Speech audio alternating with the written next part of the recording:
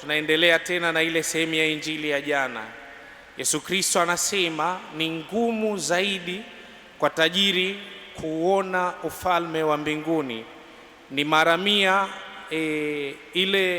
ni mara mia ngamia anaweza akapita kwenye lile tundu la sindano.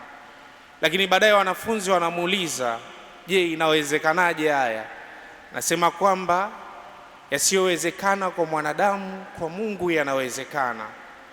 Kwa hiyo, je, sisi tuko hapa leo tujiulize maswali. Je, sisi nguvu yetu iko kwa Mungu au kwa wanadamu?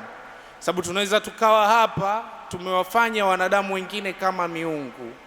Lakini leo Yesu Kristo anatualika moja kwa moja kuanza kumtegemea Mungu kwenye maisha yetu, kwamba kutoangalia hali zetu, kutojiangalia sisi wenyewe, na kuweza kumwangalia yeye mwenyewe ambaye anajua hali zetu, ambaye anajua kushindwa kwetu. Yale ambayo hayawezekani kwetu, kwake yeye yanawezekana.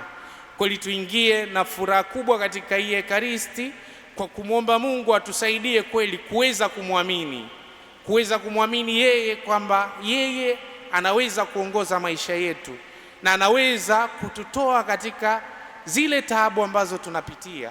Anaweza kututoa katika yale mateso ambayo tunaona yanatutesa.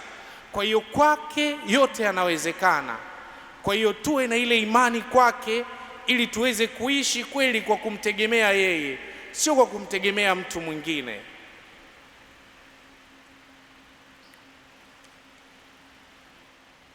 Ndugu zangu, tukiri dhambi zetu ili tupate kustahilishwa kuadhimisha mafumbo matakatifu.